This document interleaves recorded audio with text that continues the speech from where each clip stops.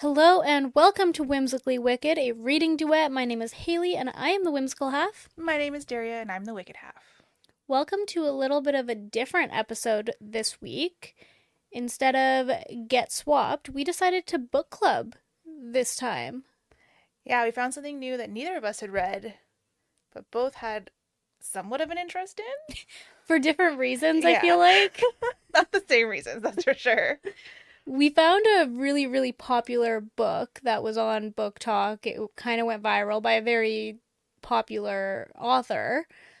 And we discovered that it was based on fanfic. And after our episode from a couple of weeks ago, we were just inspired by fanfiction and kind of wanted to keep it rolling. Yeah, we figured more fan fiction was the recipe for success now. So, the book that we read together, sort of, was The Love Hypothesis by Ali Hazelwood. Yeah, and it was not what I was expecting. Mm-mm. Yeah, and then the fanfic we read was Head Over Feet, also by Ali Hazelwood, but Right. published on AO3. Yes, and the reason I was intrigued by the whole situation is because it was Star Wars fan fiction between Kylo Ren and Rey. Yeah, the good old Raylo, as we call it. Yes. Which I have questions about in general. Like, is that a fan fiction subgenre? Absolutely. The two of them. Yeah. It's kind of like it's like Sam and Dean Winchester of the New Age. And yes, those boys were brothers, I just said. Biologically. It's remember when we taught you about the Omegaverse? I wish I didn't remember that. Yeah. Sam and Dean Winchester, what created that?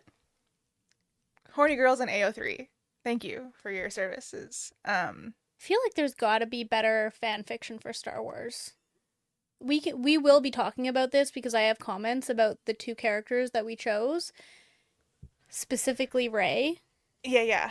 But whatever. This is a subgenre. The horny girls on AO3 love it. Yes. We're here for it. And then came out of it was Love Hypothesis. We decided to read the fan fiction first. Yeah.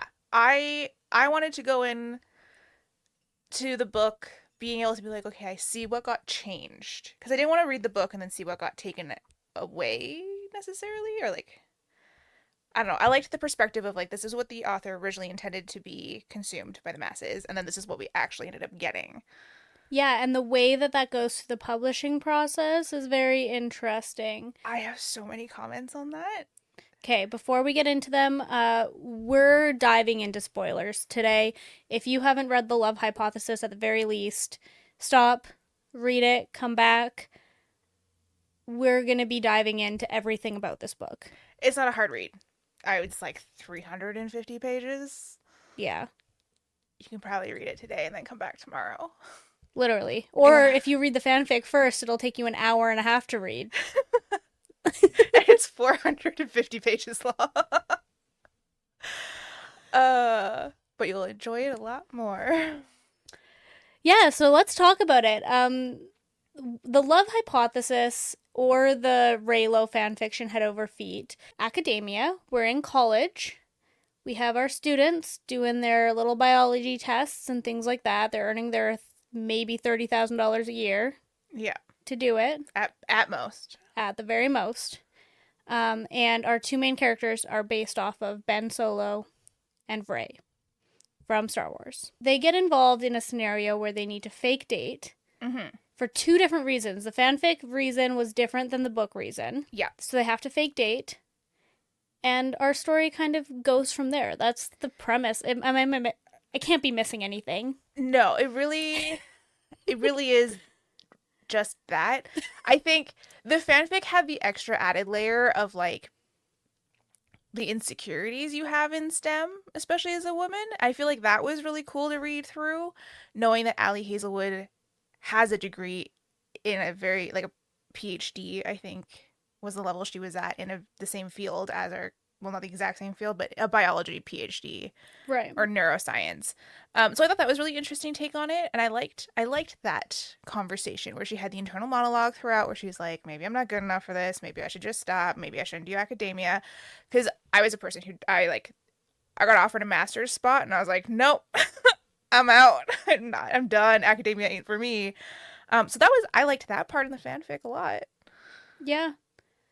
That didn't Well, really carry over to the book, but it didn't, and it kind of got lost in the book for some reason. But what I think the reason, when we're talking about the similarities and differences, the reason that they fake dated in the book was so much worse than so the dumb. reason that they fake dated in the fanfic. So the fake dating in the fanfic was because there was a man in the biology department that Ray had to work with, and she like needed his support, but he was also borderline harassing her and wouldn't take no for an answer. So she then told him that she was going on a date. She wasn't. She went to the biology department to get some work done. He ended up being there, At like midnight. right? And then so she was like, "Oh shit, I got to pretend like I'm on a date." So she sees the first person she sees and kisses him. It ends up being Ben, and our story goes from there. In the book, her friend is into this guy who sh- she went on one date with and was like, I'm not interested in this man. And so she was like, you can date him if you want. Yeah, because they like hit it off really well. Right. And she's like, yeah, go for it. And then her friend was like, I couldn't possibly. I think you have feelings for him. Yeah, I And couldn't so break she the had girl code. so she had to kiss this friend, or she had to say that she was going on a date. Then she shows up at the biology department at the same time. Then she has to kiss the man. Just keep it the same. Yeah, fake dating is one of my least favorite tropes because I feel like it never makes sense. There's not a lot of situations where you can fake date and make it make sense. I I recommend one book series. It's like a dragon shifter one where there's like fake dating in it. It's really cute. It's how they find their mates, whatever. Yeah. Adorable fake dating trope. Makes sense. Fake dating because you kissed a random dude to avoid the guy sexually harassing you makes sense. Understood. Neither of you want anything out of it. You fake date. You're golden. No weird men are talking to you. He's also, Ben is like feared in the department. He's an asshole. He's that professor that like is going to ask you really hard questions and all of that. Totally fine. Makes sense. Fake dating because you want your friend to date your not even an ex because she won't date your not even an ex. It makes no sense. It's hard to explain. Like, we did a shitty job of explaining it because it doesn't make sense. I'm sorry, but the author did a shitty job at explaining it. It was terrible. Uh, and I think the other piece of this trope is fake dating can happen in real life. You can make it make sense, Yeah. but in what scenario does it work out? Because when fake dating has come up for me at any point in the past, it's always been like a I'm filling in for somebody's date because it's a group date, or like I'm getting something out of it. I'm not actually attracted to this person. Like, it's not like making it actually fully work out in the story, challenging. Yeah. And I think the fic did a really good job of it. Agreed. The book, the Yeah. second I read it, I was like, oh no. I know. What are we doing? Why are we going here? Yeah. Something else they changed in the book compared to the fic that I actually went on a pretty long rant about the other day to one of my friends was why did we have to change the best friend from Finn to the equivalent of Rose? That made no sense. Because I think it was because she had to make the fake The fake dating dating trope makes sense? make sense because it had to be a guy that she went on a date with. Right? So I was like, this is like Finn slash Malcolm was Yeah. a way better best friend. Yes. Like that relationship was so cool in the fanfic. They were roommates. They riffed off each other really well. Like you could see that best friend roommate dynamic they had going, Mm-hmm. where she like told him all of her secrets, and then like didn't tell the Rose Anna character all of her secrets because she was a Right. gossip, or in this case because she was fake dating to make her not want to go out. Whatever. I can't do it again, but sorry, I can't do it again. At this point, you understand. But like, I liked him more, and I was like, is this a weird publishing industry thing? Just pour it. We'll cut that for TikTok. It sounds like you're peeing in the corner. I wanted it in my mythosaur cup. Anyway, I was like, is this a weird publishing industry thing too, where they're like, hey, like better optics if she has a female best friend? Because That's what I was thinking that's that what I it thought. had to have been, which sucks. Yeah, because like, despite the fact that there's a lot of traditionally published books up here, on this side, the romance side, 90% of these authors are indie.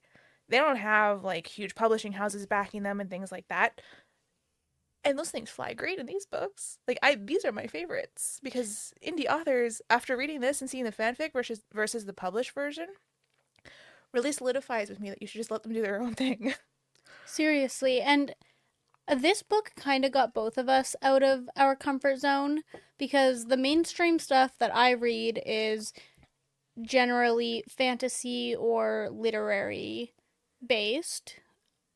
The stuff that you read is like indie dark romance. This kind of got both of us out of our comfort zone a little bit and kind of, I feel like, affirmed why we don't like that mainstream stuff as No. much because it's just for the masses. Yeah, or even the things that I read that are like adjacent to this are still indie Yeah. authors. And like I don't dislike Allie Hazelwood. Bride is behind me. It's a great book. I enjoyed it thoroughly. This book, not so much. Bride is a little bit more It's out fantasy. there. Yeah. Yeah. Yeah. One thing I think we do need to talk about was the name changes from the Oh fanfics God. to the books. There was a few of them. Yeah. Ben Solo, great name change. Yeah. Clever Loved it. because it went to Adam, Yeah. who is the actor of Ben Solo. Yeah. Adam Driver, shout out to you. We love you. Yeah. I love him.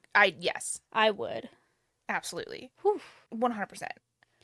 I thought that was clever, and I also just got that character of Ben Solo right away, off the bat, into the book. I thought it transferred really well. I actually enjoyed that character. Yes, I think that character was really well thought out, transferred nicely. There were some things I didn't love. We'll cover that a little bit later. But like at its core, Yeah. great.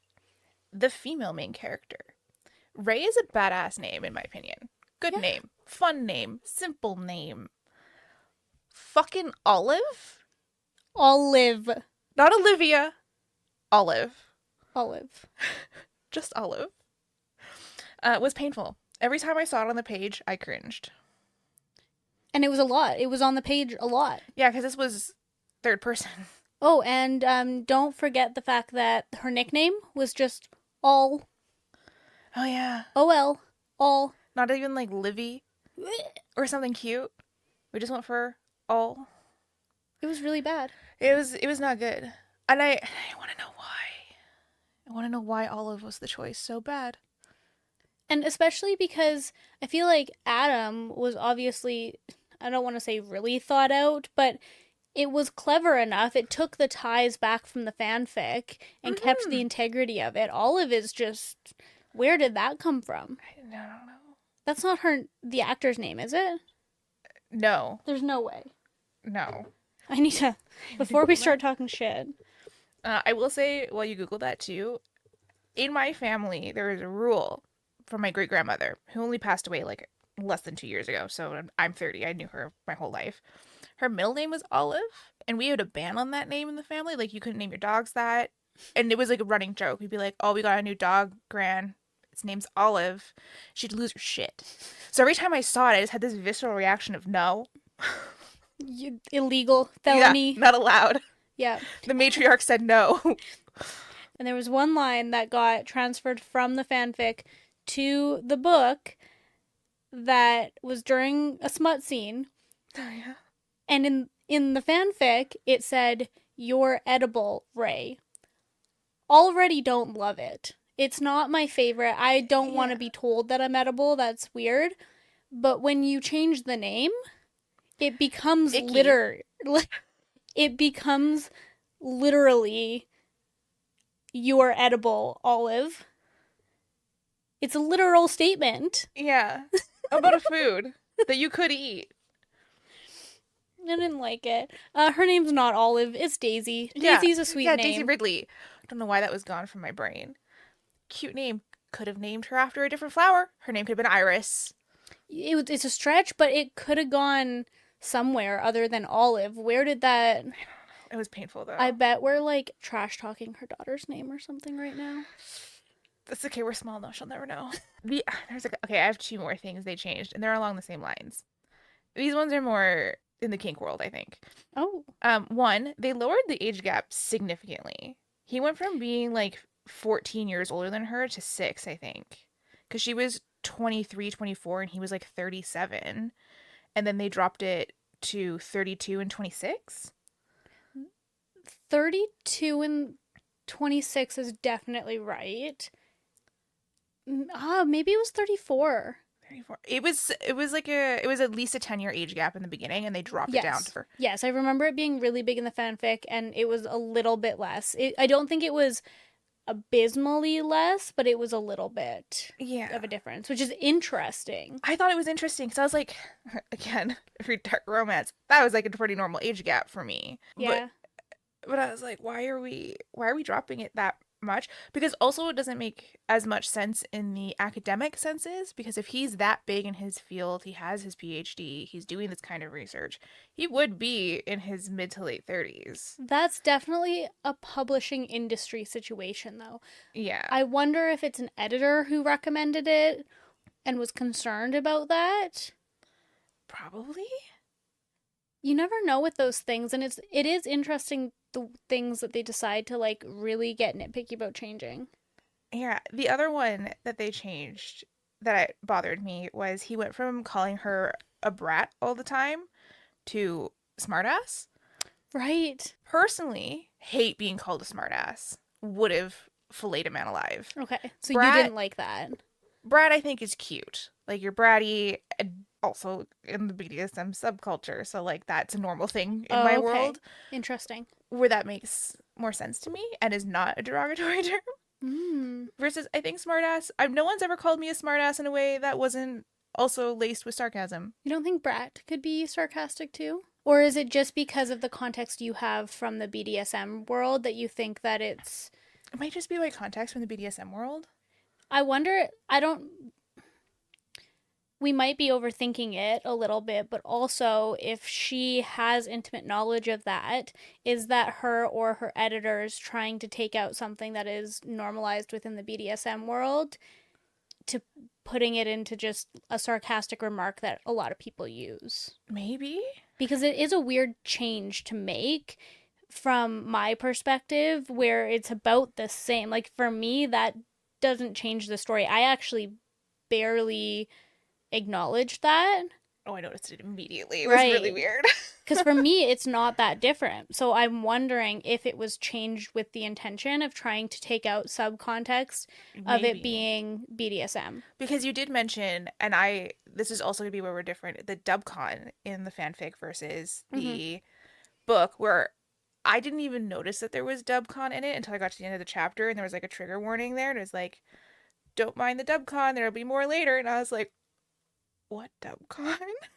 That's really interesting. However, I did read the trigger warnings before I read the chapter, so I was looking for it. I Oh, don't know okay. it would have been true if I hadn't been.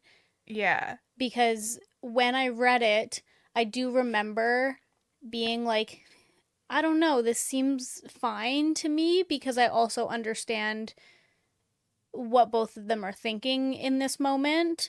Even though we didn't have Ben's perspective, I was like, I know what he wants, Yeah. right? And so, because there were some of the verbiage was like, no, stop, but it was in a way of like wanting to do it, and the context was there for it. Yeah. It was not blatantly like, No, stop. exactly. I need a safe word. Yes, Yeah. exactly. Like it wasn't that far, but with the context that I did read the trigger warning before actually starting the chapter. Because they removed that from the published book too. Yes, completely removed it. It didn't exist at all. Yeah. And I was like, interesting. I do think it made the relationship a bit more authentic for me when they removed it, but it's not for the reasons that I think Dubcon is bad. It's because in the fanfic, they also made a point of saying that Ray in the fanfic was basically a virgin at that point. Like she had sex a couple times in college or something like that. And then Yeah. Ben had barely been intimate in at least 2.5 years since he fell in love with Ray. And so there was this awkwardness to the sex, and then all of a sudden, both of them have all of these kinks and all of these things that they want to say to each other, and it's like a natural, Yeah, they knew what they were doing all of a it sudden. was a natural, very mature sex scene. And I thought that felt inauthentic because I was like, y'all just talked a bunch of shit about how you've never done this Yeah. before, To the point where you were saying, no, don't, because you've never had someone go down on you. right? And then all of a sudden, like, Ben knows exactly what he's doing and Yeah. Ray is just super hot. That felt weird to me. So I think in the book, when they removed it, that also removed some of the mature sexual relations because I don't think they should have had that.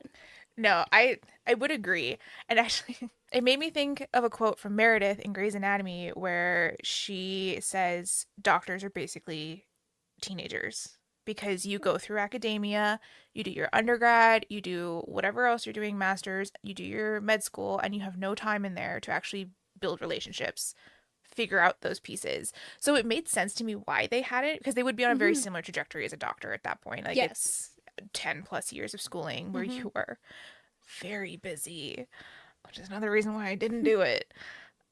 But it made sense to me why they were like that. But I feel, yeah, you're right. The sex scene was just like way too out there for people who like personally took at least 10 years to figure that shit out. Right?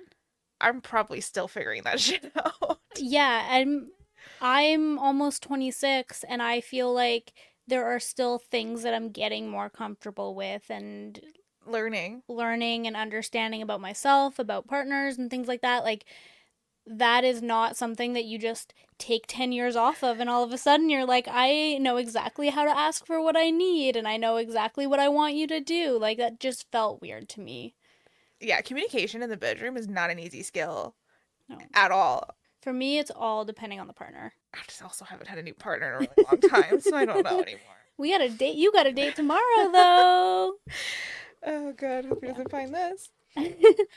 I do want to talk about some of the major differences as well that came up. Specifically, with they removed Hux, the original reason for the fake dating in the Oh yeah. fanfic, and they kind of replaced him with Tom, the professor from the Boston University, Mm-hmm. as the like sexual assault character within this book. And I feel like that's where they took him from. And I remember writing the note of like, I see why they changed it Mm-hmm. from the fake dating reason to this. Did not like it. Didn't make sense. I preferred Interesting. when her insecurities were the main protagonist. Like I preferred the random dudes you had no name for them. They're just talking shit about her afterwards. Because one, that's more likely to happen, Right. I think. Two, it just it the whole like touchy feely you're gonna do favors for me professor thing in my lab seemed a little forced as a Okay. plot point to me. I feel Interesting. like the dude that worked in your own lab doing that made more sense. That probably does make sense. If I was going to use that in my book, I think that was where it worked better Hmm. as a plot device. I think it just that was one of the stronger plot points, I think, is having someone who was trying to take advantage of Oliver Ray and was using her insecurities against her. And in the actual book, the insecurities were less about, like, I don't feel like I'm good enough. They were still there, but it was less, and more so about how Adam was feeling for Olive. And she didn't believe that he had any feelings and things like that. And then also that she wasn't good enough. Um, Tom, I did feel like Tom played on those insecurities. You know, he told her that she wasn't good enough. She's just mediocre. I Yeah. wouldn't have accepted you had you not been hot or had I not like wanted to take advantage in other ways.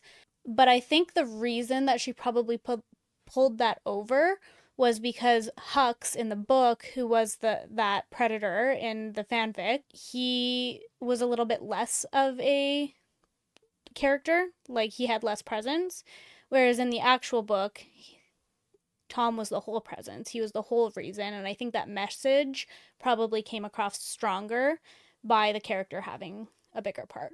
Yes. I think maybe I'm an out of touch asshole at this point, but I liked, and this is a really weird statement to make, but I kind of liked that it was more subtle in the previous Okay. book because that felt more realistic to me. Right. Like most of the times when I've been sexually harassed, it hasn't been a you suck, but you're gonna sleep with me because you have to kind of thing. It's always been an underhanded, like, hey, like I'm gonna ask you out, and then I'm gonna ask you out again, and then I'm gonna follow you home, and like Yeah. that kind of thing. I just have another thing to add to the later segment. We'll come back to that. Um, but for me, I felt like that was more. I don't want to use the word realistic because the other thing happens. Don't get me wrong, Right. but I think the other one was more relatable to more people. Okay. Yeah, that's fair. And I also don't think your book needs to have. It doesn't have to punch you in the face every single time. Yeah, It can be a bit over the top. this whole wall will punch you in the face. It was kind of, I liked the fanfic because I got to read something that didn't, and I was like, that Right. I could see that experience happening to just about every woman. Yeah. And I think what I struggled with more was the aftermath of the Tom situation because she goes back to the hotel room, she's crying, and Tom had mentioned that Adam will never believe you if you tell him. And that was just like it for her. She was never going to tell him. And then the author like backtracked and was like, wait, now I have to figure out a way for her to somehow Find make sure out. that Adam knows. And then she's like, I left the recording on and now it's all recorded. Like, it's just such a perfect string of events that just feels a little like Like forced. it's forced. Yeah, the author was just trying to fix things as they went. It didn't feel like there was previous planning of how this was going to work. I wasn't shocked at all. And I think it probably would have been better if Olive was just like, "Hey, this happened. Your best friend sucks." Like, Yeah. Which is kind of I like the way they went because the other thing in fake dating trope that you have to find a good way of doing is going from the fake dating to the actual dating. And for me, having Hux just like leave or choose to do a different path made sense. Like he's just gone now, so like then there's the thing of like, okay, we don't have to fake date anymore because Hux is gone. So then you have that conversation. I absolutely, I was okay with that. I was like, yeah, it's a little boring, but but it makes it sense. forced the conversation. It made sense. Versus this one where they're like, there were two reasons to fake date. Because in the fanfic, they never say why he's fake dating, which I loved that. Yeah. I loved that you didn't know why he was in it. You're just like, what the hell? Like, what has sparked this need for you? And that kept me engaged. Versus in the published version, they're like, I need my money for my grant, and they think I'm a flight risk. They're not going to give me my money for my grant, which is not how that works, by the way. And I know the author is more than aware of this. That grant money would follow him to another institution unless it was like very specific circumstances. So I was like, what? So they have to like fake date until this deadline where he can get his money? Which was September 29th, by the way, which you're telling me that neither of these characters had that date in the back of their head every second of every day. If they were that in love with each other the whole time, which they were, obviously, they were thinking about that date all of the time. So how did I not only forget about the date, they were just like, "Oh, we woke up and it was September 29th and we totally forgot that this was the deadline." Like Yeah. she just like brought it back later. It was so weird. Because Um before they kept bringing Hux back up. They're like, oh, there goes Hux. Hold hands. Like, yeah, it continued to come up, whereas this one it was just like, okay, until September 29th, and then here are the four things that happened in between now and September 29th, and it's September 29th. If you forgot, we have to stop doing this. It was just very everything felt forced. I think you got the word right. yeah. Which was so weird because the fic, like, I'll give star ratings.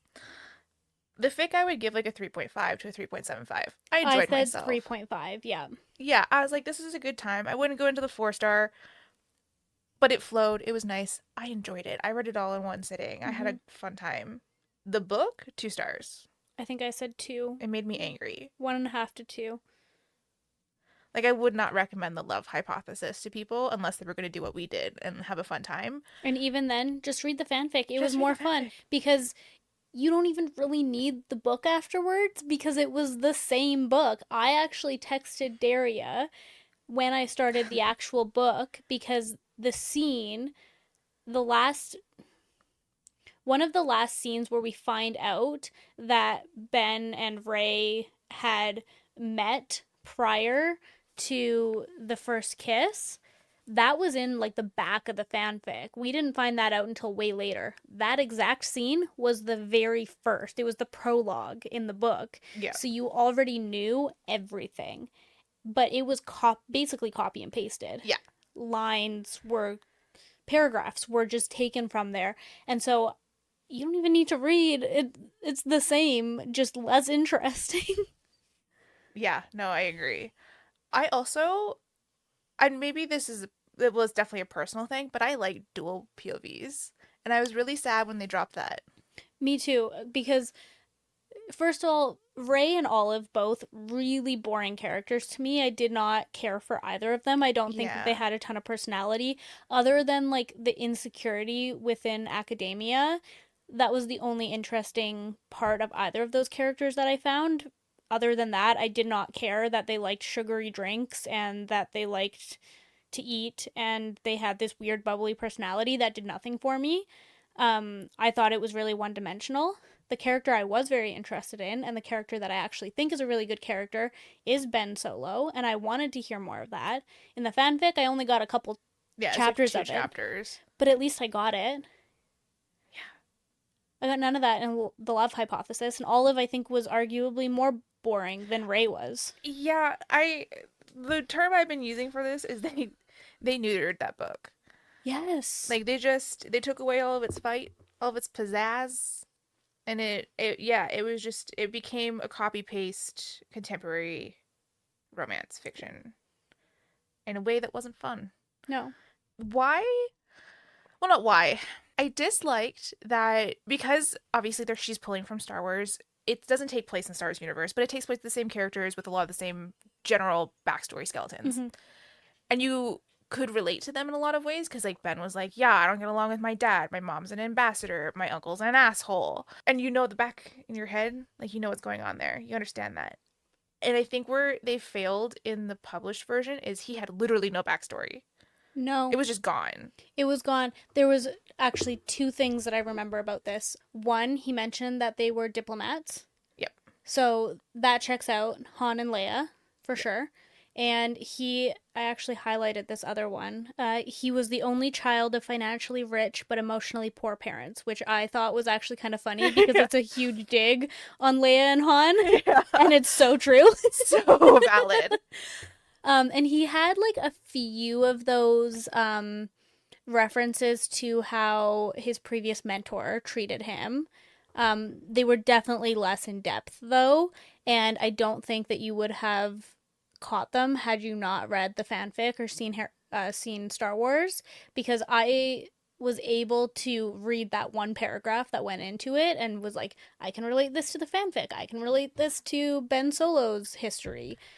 Yeah. I don't think you get that if you haven't done all of that laborious work to get there. If you haven't watched at least 3 movies, read a fanfic, and then read the love hypothesis, his backstory is non-existent. Like I even pulled from the books that I've read while Leia was pregnant, Oh yeah. right? Because that's the Thrawn trilogy. So Yeah. I've read those books and I'm just like, yeah, they're emotionally immature parents. I have a lot of content related to that. But I also don't know that the people reading this book care at all about That's true. it. I really like you have an asshole character. I need some reasons. I need to know why we have Grumpy and Sunshine. Yes, I need his POV, Yeah. preferably over Olive's. I didn't care for Olive's. And also, like, yeah, Olive had no backstory, basically none.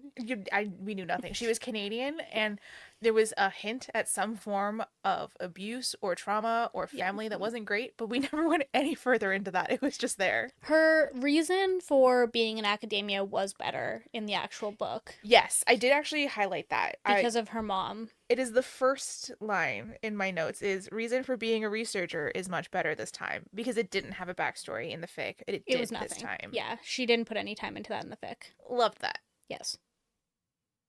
And then the other thing I wrote down, and maybe this is just because they're in the sciences and I was in the arts, but I wrote down the grad students all fucked each other in the arts.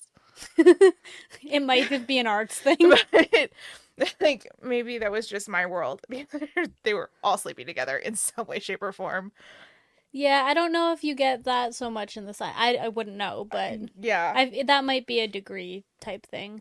maybe. Yeah. There is one more thing that I need to talk about though, is the miscommunication trope in this book made me want to strangle myself. Oh yeah. I there's multiple highlights I have on my Kindle in here that just say book could have ended here if they just communicated. Book could have ended here if they just communicated. Book could have ended here if they just communicated.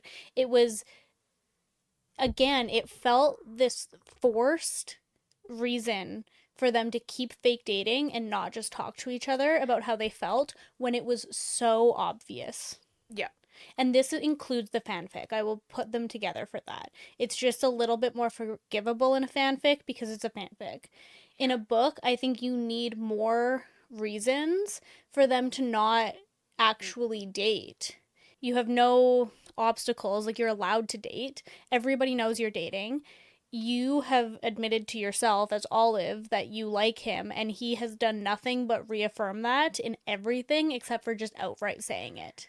There was one line while they were having sex where he goes, I want to keep you in this hotel room for a week, for a year. He's telling you. Yeah, like I noticed that one too. I was like, okay, and like let's That go. is like somebody be like, oh, so we love each other. That's what's happening here. But no, they just continued on as if they didn't have feelings for each other. Like, there was no internal acknowledgement, even on Olive's part, like, hey, he might like me. Yeah, it didn't clock at all. I get that in academia they're still teenagers and they can't process all those things, but also, come on. You are telling me that it was not obvious. It was so obvious. Yeah, no, I agree. That part was painful. Um, oh, yeah, okay, I got another one for you. We're going back to the sex scene too. This is fun. I can't relate to this because at no point during the years I've been sexually active has this been physically possible. Why is her whole boob in his mouth? Is that a thing? Can't be. Like, why? Because it was in the fic and it was in the published version, and she was talking about how he sucked her whole boob into his mouth, and I was like, what do you mean? But like, also, even if they were small enough you could, would that even feel good? No. would, that, would that even be something you're interested in? I was like, I don't understand. No, I don't. I just like I picture like looking down and somebody. Someone's trying to like swallow your tit. The whole thing. It's like, what do you mean?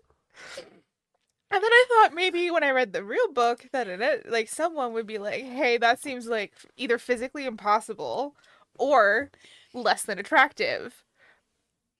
But we kept it. We also kept the use of the word folds Yeah, that was a crime. too many times. You can say it maybe once. Yeah, once I can And then you start handle. switching up. Start using some more creative words. Oh, the smut scene was really bad. I did not enjoy that smut, which is wild because Bride so much better. How? I'm assuming it's the first published one. Either So that or it's one of the only ones based on fanfic and it just didn't transfer well. Like maybe nobody called enough out. or yeah. I don't know, but it wasn't. It was not. It was. I skimmed through it in the published version. I was like, I can't do this again. No, I was so frustrated. I was sitting with Jake and we were reading, and he was having so much fun reading Brandon Sanderson. He's finishing The Hero of Ages, and he's just having a grand old time reading about stuff that's good. And I was reading about folds. So, long story short, we like indie writers, Yes. we like weird shit, Yeah. and I think we should do this again with more books because this was fun. We definitely should. We should find some more. There's Mm-hmm. got to be more. And if anybody out there knows of any really popular books that came from fanfics or things like that, or even non popular ones, I'm open. Hit us up with them. I want to hear about it.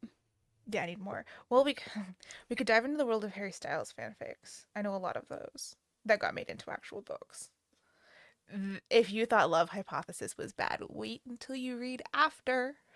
Well, the other thing we wanted to do today was talk about some romance tropes that we've experienced in real life and how those have panned out for us. Yeah, which is gonna be more traumatizing for the world from me than Haley, that's for sure. Yeah, I'm a little bit. That said, you do have my favorite one in a way. Which one? Oh, I do. Yeah, Yes, I do. you have my favorite. Not in the way you did it, but like in a general sense, my favorite one. Yeah, I definitely do. Yeah, so sad for me. And I I really, am fun. yeah, you're so much, yeah. I never experiencing that one in real life because I'm, You probably couldn't do that, yeah. no, I could not. I can barely No. handle myself, let alone more. Yeah. One other person's clearly asking for too much. All right, what do you got? Well, we might as well start with your favorite. Yes. I was involved in apparently I'm still not really clear on this trope. This is new for me. I've never read one of these, or if I have, I didn't know that I did. But I was involved in a why choose Yes. romance for 3.5 years. Yeah, you sure were. We'll Um, preface this as an FMF one, or actually FFM. what's the difference between those two? Um, FMF would mean that you were with him but separately, so you were Okay. never with each other. Yeah. MFF means you were with both of them. Okay, so MFF it would Yeah, have been. basically everything to the left of your F, you fuck, and they fuck each other.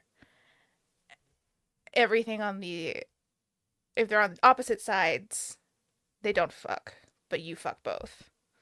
So if you were like MMFMM, then two of the guys of four fuck each other and you fuck all four. I should have paid more attention in calculus. The genre of books I read is fun. Long story short, I was in a throuple for 3.5 years. And that actually was a very interesting experience. I look back on that point in my life with a lot of like gratitude and a lot of love too. And a lot of like, I would never do it again. But I was 20 years old when I entered that relationship. You should share how old they were. How old was she? She would have been 27 at the time, and he was 26. So they were 6 and 7 years older than me, and they were engaged. And I had entered the relationship when I was, yeah, 20. Which is kind of Damn. wild. There's a wider age gap than Olive and Adam. Which is wild. I've always dated older, though. Yeah, yeah. Yeah. Except for that one time that didn't pan out well. There was 2 times in the last year where it was younger, and both of those were bad. Yeah, yeah, yeah. But yeah, that 3.5 years, that was, like, we were even living together, which is kind of crazy. Because you were with them when I met you. Yes. And we had gone like ring shopping. We were kind of all in. We were talking about having a family and all of that stuff. It taught me a lot about how to communicate with partners and um, emotional regulation, even because you have to be on top of that shit when you're in a relationship with two people. Like the jealousy doesn't go away. You have to learn how to navigate that, and you have to learn how to navigate really difficult conversations when it comes to your partners and their well being and what everybody needs. And ultimately, it obviously ended because I think it became too much for us to do all of that. and it like the communication just wasn't happening anymore, and it kind of had run its course. But overall, like, that relationship did a lot for me and who I am. I was definitely a different person after I exited that relationship at 24 than I was when I was 20 and entered it. Yeah, I'd say so. Because I'm even a different person than I was when I met you, and I was already in that relationship when I met you. Yeah, I could definitely confirm that one. Because I Yeah. think, like, a lot of it, too, because we would have met when those things were starting to Go degrade. downhill. Yeah, you probably weren't there for much of the like really good parts. Yeah. Because at that point, it was like you were really self Yeah. isolating. You were like, Haley's at home.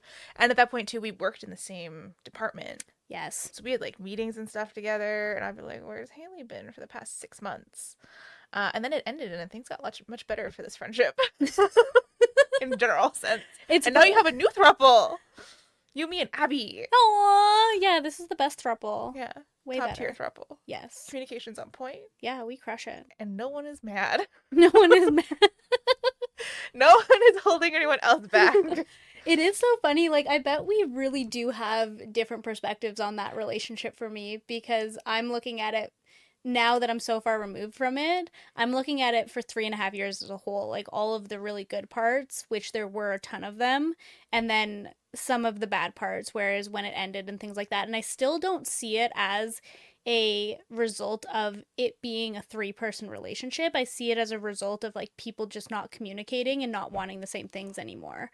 And so I don't have a ton of resentment towards it, as in towards the relationship as a whole.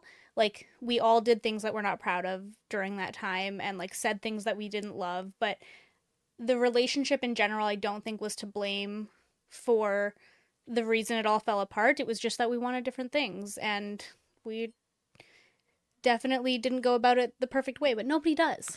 No one does. Yeah, I learned a lot about how I want to like conduct myself in a relationship and things like that, but I am excited that I have involved myself in a trope that is your favorite and that you will never involve yourself No. in to begin with. I feel proud of that. Yeah, no, Haley's got me on that one, and I can barely regulate my emotions in an adult fashion, let alone navigate to other people. Yeah, I will say that's probably one of the things that I am pretty good at. I'm pretty good at emotional regulation.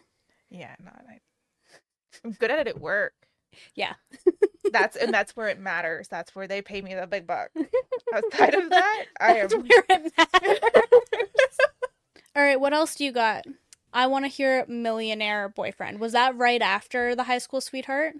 um, that would have been the next one you could classify as like a Tropey? relationship. Oh, Trust me, there were a lot of men between then and there because I had slept with one boy for 9 years. He was like the first guy I slept with, and it wasn't good. Uh, so yeah, this was like the next one where I like lived with a guy. got it. I put it as millionaire boyfriend because the other option was sugar daddy, which doesn't make as much sense because he was 2 years younger than me. Yeah, I like millionaire boyfriend for this one more too. So this guy, this was in Vancouver. His parents used to own like some architectural company, whatever. They were loaded. And he worked for a record label based out of Atlanta, and I'm not going to say which one. And he was also pretty well off on his own.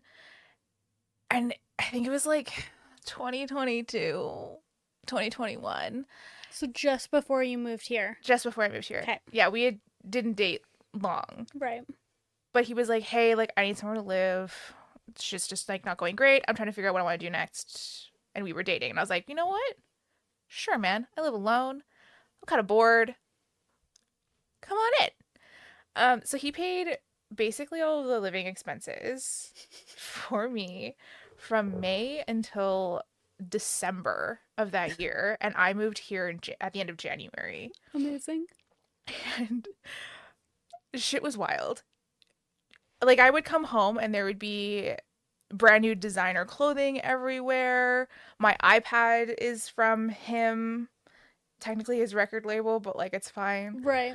Um yeah, it was just like it was crazy. I had like essential stuff all over the house. Off-White was like his favorite brand of stuff to wear. It was like Louis shoes. Like my house had probably a few $100,000 worth of clothing in it. And I lived in this like walk-up apartment, East Van. And like it was so weird. But he was a really sweet guy. He had zero personality. He was a blank slate of a human being. So is that why it didn't work out then? Yeah, I was bored and he don't get me wrong, this is not my proudest moment in life. I say that right now. This would not happen with present Daria.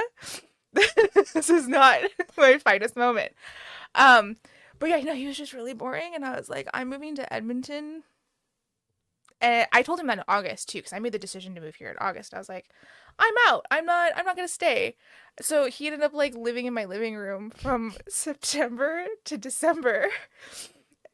And I had like a pull-out couch and everything. It was totally fine, and he was just there, and And he he was still paid for everything. like, he was cool with that. He just, Yeah, he was totally fine with that arrangement. And I was like, take your time, find a place. You can keep paying the rent here until you decide to leave. And as a result of that, Jackie and I did that food tour where I probably spent 10 grand on restaurants between September and January because I wasn't paying rent and it was Vancouver rent.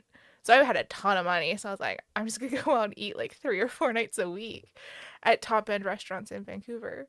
so to put it, um, so basically, if they're boring, it doesn't matter how much money they make for No, you. realistically, I I can't be bored in the relationship. Yeah. And I was.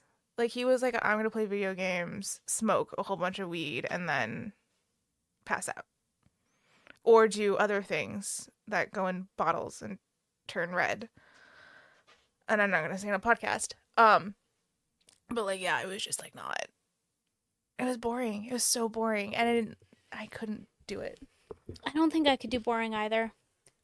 Yeah. I don't know that I'd be in it for the money. It's hard to say unless that opportunity actually comes up. Obviously, you can say it because that opportunity came up. Yeah, I could have been But one nicely kept woman. But I would have had to be bored out of my skull. yeah, that's the thing. And I couldn't do it. Ugh, And now I make enough money where I don't care. right. Not that much money. Don't get me wrong. They ain't paying me that well. But like, yeah. Enough that you can handle yourself and you don't need to be bored for the rest of your life Yeah. to do that. You can Yeah. hold out for someone who's fun. All right, what do you got? I think we gotta go workplace. Now, let me be clear. I have never. Wait. I've never slept with anybody that I work with. Okay. But the whole don't eat where you shit situation has come up a couple times in the last year. So I think the context behind this is I don't get out much. Like, Yeah. my hobbies are, I'm busy, first of all, and my hobbies are very like gym. I go to the gym a lot. I play Dungeons and Dragons with my friends. I play board games with my friends. And I sit at home and work, and that's pretty much it. Like, I'm not a get out kind of person. So, when I became single and I was out in the world and I hated dating apps, that's just where you meet people, is doing your hobbies. Yeah. And so, in the last year and a half, there have been some situations that I've gotten myself into in regards to making some things awkward at the gym and with my D&D crew. Yep. So, within the gym, I mean, most of them I've only gone on a couple of dates with. Yeah. But the repercussions of those couple of dates have been entertaining for me. Awkward for you. Yeah. Well, first we have my friend, who's now my friend, that worked out really well for. Yes. Because that actually kind of turned into like a lovers to friends situation. And both him and I are in happy relationships now, so everything's fine. But he became like my gym boyfriend after we decided we weren't gonna date anymore, and he like kept people away from me, which I appreciated. But there were a few others. There was the one guy I met on Hinge who sucked. That was that really bad date where he like was really mean to the waiter. Yeah. Wait, was this Cutco dude? No, but he was No. also from the gym. Yeah, I know he was from the gym. That was the pyramid scheme guy. Yeah. Super religious. Oh, that was that one. Okay, Yeah. okay. Him and I are still kind of friends. Like I keep up with what he's up to, but that one was weird. The other one, he was really mean to the waiter, and he had this like really sketchy situation with the RCMP where he was there, and then I guess like his girlfriend got involved in like this fraud situation, and he got suspected for something, and so he had to leave the RCMP, and now he works for like the Canadian Railroad, Oh. and it's super weird. It was really weird. Yeah, no, that one's. So I still see him at the gym. And then there was, what do we want to call him? Oilers guy? Yeah, we'll go with that one. Because he drunk texted me like a couple weeks That's ago. how I remember him as Oilers guy. Yeah. Or pity date. Okay, here's the story. So back in December, I want to say, It's about there, yeah. there was this really cute guy at the gym that I had been kind of like checking out. I thought he was cute. Yeah, sure. Abby and Daria don't think he's cute, but I thought he was cute. And so I've been like kind of checking him out. But like I have no shame when it comes to this stuff, so I was trying to get his attention at the gym and trying to like say hi, and he would not give me the time of day. Separate to that, there was this guy on Instagram who had kind of started like messaging me, but his profile was private, and he had this like really weird profile picture, so I didn't really know who he was. But he would just respond to like some of my Instagram stories and just be like, whatever. So sometimes I would give it like a little like or whatever. We had some mutual followers, so I had assumed that he wasn't like a serial killer or something. I was just like, okay, he's just like a friend of a friend. I'm not gonna deal with it. So at one point, this guy over Instagram had messaged me like, "Hey, do you want to grab coffee sometime?" And the name was like on his Instagram profile, and I said, "Nah, I'm good." Um, and then 2 or 3 weeks later, I finally had my in with this guy at the gym. He was talking to one of my friends, and he was wearing a football jersey of a team that I was really excited about. So I was like, "This is my moment." Hey, I like your sweater. And he was like, "Oh my gosh, thanks." Sits down, we start chatting. We're having a great conversation.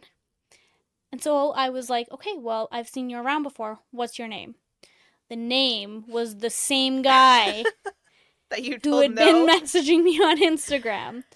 So looking back on it, I should have been like, well, why the heck didn't he just talk to me at the gym if he was trying to talk to me? Yeah, this should have been red flag number one. But then instead, Haley decided to go to a hockey game with him.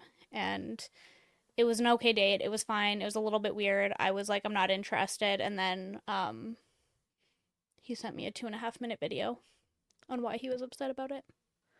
Yeah, and then he texts you like every couple weeks, months Yeah, I don't know. to be like, After one of the hey. Oilers games that we won, I think it was a pretty obvious drunk text, but he just texted me being like, I want to take you on a date again. And I just didn't respond to it. If I gonna sound like a bitch, pity dates are a quick way of getting internet stalkers because they date you and then they're like, this hot girl dated me, and then they're just never gonna let you go. Which we can segue into mine if you want. Sure, don't shit where you eat. Yeah, don't show where you eat. Don't date where you work. Because it's still awkward at the gym. Yeah, because there's so many of them now. Yeah, there's a few. There's been like moments at the gym where I've looked around and I'm like, there's too many people here that I've gone on dates with. Which you were warned was going to happen more than once. We were like, you got to stop. And she was like, no, no, but this one's really cute. And then she showed us that one. We're like, You gotta stop. you really got to stop. Like that one's, we're officially scraping the bottom of the gym barrel. I stopped. I know you stopped. This one doesn't even go to the gym. All right, you do yours. Okay. Since we talked about stalking, though, I will share one of my stalking ones. Okay. I've been stalked twice in my life that I'm aware of. No, I've been physically stalked twice, cyber stalked once Okay. in that mix. First time someone decided to follow me, I think I was 14. And it was some older dude on a bike. Ew. And he just kept appearing. I used to walk home from school. It was not far. Like, I used to walk maybe 10 minutes from the high school to my house. And that man, I think I saw him like 6 times. And finally, my mom was like, we're calling the police. So that was the first time. He disappeared after that. I don't really actually know what happened. I don't think they tell minors what they do. And I never really asked my mom again. The second time I got stalked, I went on a date with a guy I shouldn't have. And he was so like it was one of those ones where you walk in and you're like, "Oh no. That's bad vibes." Like it was just no. So it was a food date too. So like I had to like scarf this food down and be like, "Hey, I gotta leave." And he's like, "Oh, am I gonna hear from you?" And I was like, "Yeah, I usually take a day or two to like decide if I'm gonna go on a second date and blah blah blah." Mm-hmm. Went home. He messaged me immediately, and I was like, Well, "Hey, hey, that can be okay. it can be okay." I did tell him I wasn't gonna message him that day though. Right. It can be there's context involved. I don't Yeah, want to discourage people from just like texting people when they're excited about someone, like that's great. yeah, that's totally cool. I like it when guys do that. When I Mhm. haven't told them, I have no intentions of speaking to him again that day. Yes. That's creepy. And also kind of like I don't want to say test, but like little check to see if they're gonna respect boundaries, Yeah. which he did not. Right. And I was like, no, I'm not interested. And then I got this like paragraph thing that I did not read, blocked his number. I then start getting messages the next day at work on WhatsApp from this random number, and I was like, that looks familiar. And then he starts like being like talking about how much of a bitch I was and how women disrespectful red pill bullshit. And I was like, oh no, no, no. I think he reached out to me on like 6 different platforms trying to talk to me, and I had to delete him or block him on all of them. It's like he's still blocked on everything. It's wild. Dealt with that one. And then the next time, I went on a date with another guy, and I probably shouldn't have. And I lived on a fairly busy street in Vancouver, and I walk a lot. So I was always around like my apartment building or the neighborhood, like getting groceries, coffee, whatever. And I guess this guy saw me walking home one day after I'd like told him I wasn't interested after a Mhm. date, texted me, blocked him via text. Instagram messaged me, had to block him via Instagram message. Facebook messaged me, had to block him there too. And every time he'd be like, "Saw you walking today. How are you doing? Oh, I drove past your house today. How are things?" And I was like, "Nope." You like it when it's in a book. I like it when it's in a book. It's fun in a book. Also, certain level of attractiveness helps. This man had neither. Fair enough. And like I couldn't he gave up eventually, but I like until I moved, I remember seeing his car drive by every once in a while, but he was not ballsy enough to actually come out and like talk to me again. Thank God, because I would have called the police. Yeah. No questions asked. Abby wanted me to call the police, but just on the cyber stalking thing alone, because he was being like, Yeah. "I see Seriously. you." That's insane. I was like, "No, thank you." Ugh. It's so weird how people will do it and it's just always like behind a screen. No problem. I'll be really creepy and things like that, but in person, they won't even. Yeah, or they'll drive past you in their car and Ugh, then text you about it. that's so gross. I do have one other. He's not stalking me. This was a fun guy. I really enjoyed him. But about once a year, he texts me because I think he sees me when I go back to Vancouver on occasion. I walk around the same areas because I stay with the same friend and he lives in that area. And I'd be like, "Hey, was that you I saw in Kits? How you doing?" And I'm like, "I still live in Edmonton, man." Just checking in. Just checking in. Yeah, I get a you up text every once in a while. Oh my god. I don't know if this is actually one, but I tried to have a one night stand a month and a half ago. I like how it was said tried. Yeah. I was so proud of myself because I didn't go into it thinking I was going to have a one night stand. Yeah. There was a lot of alcohol involved going into this. When it happened, it was basically like friend of a friend. I was competing at nationals in Halifax and he was there watching one of my other friends and we all go out after our competitions and we get plastered. Yeah, the amount of alcohol you told me you drank that night was impressive. It kind of was impressive considering how much alcohol I normally drink. Like I hadn't drank like that since New Year's, and Yeah. I think I drank more. Yeah, because you had like 2 bottles of wine at New Year's, if I not definitely more. had more alcohol than that Yeah, there night. was. Oh, there was the hard alcohol too from my stash. Yeah, yeah. So, yeah, so had a one night stand, fully expected never to talk to this man again. But the problem became that the pillow talk was like too weird but too perfect for me. Like, we woke up the next morning and we got into full conversations about Lord of the Rings and Brandon Sanderson and Dungeons and Dragons. And I was like, whatever, I won't talk to this man again.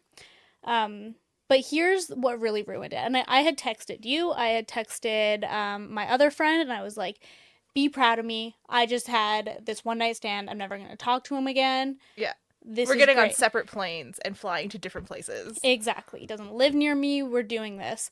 And big accomplishment for me. And then I had told him that night or that morning that I was reading the Brandon Sanderson Cosmere universe and that he would probably really like Way of Kings because he likes D&D, he likes reading, and he likes Lord of the Rings. So I was like, you would be into this. Mm-hmm. And so he gets Way of Kings on his like Audible and he was going to start listening to it. And 2 days later, I get a text message being like, what the hell, Haley? I am supposed to start with Mistborn, and there's like 7 other books that I have to read before The Way of Kings. And I was like, oh, this person has the same brain as me, which is a problem Yeah. because he did that research on his own Yeah. and came back to me and got mad at me. And I was like, I would have done the exact same thing. And then he read Mistborn, and now we're dating. Yes, with labels and everything, which is wild. So gross. Ick. But congrats. Yeah, your attempts at a one night stand really failed because that was like one night stand, which like you viscerally hate so many of the men you've dated after dating them. If, like, literally any other man who's spoken to me the way that he does, I've repelled. Yeah, this one stuck somehow. I don't know what happened. Yeah, and it's so quickly too. It's been like less than a month. What am I doing? I don't know. Apparently, him consistent sex ish. He still doesn't live here though. No, we're figuring it out. Yeah. We actually get to see each other like a lot more than I expected to, at least in the next little bit. Yeah. Plus, knowing you space is probably for the best. Yeah, probably. Well, we get a chance to miss each other. Oh, I hate it. It's so gross. It's okay, more romance books. You'll be able to relate to them better now.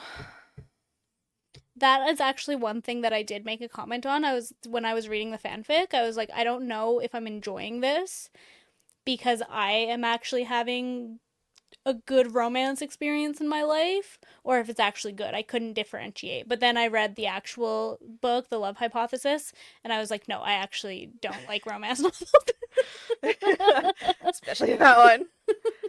I'll give you Bride sometime if you want to try to redeem Allie. Yeah. We need more fanfic. All right, well, that's it for us today. Yeah, thanks for joining us on this dissection of the fanfic and the published works by Allie Hazelwood. Give us a subscribe, a thumbs up, a comment. We really appreciate it. All the support has been wonderful. Yeah, you can find us on basically every social media platform under Whimsically Wicked, a reading duet. You can find me on TikTok, Instagram, and Goodreads as Daria Can Read, all one word. And you can find me on the same platforms as Haley Johnson with a fancy little underscore at the end. All right. Have a good July, everyone, and we'll see you in 2 weeks. Bye.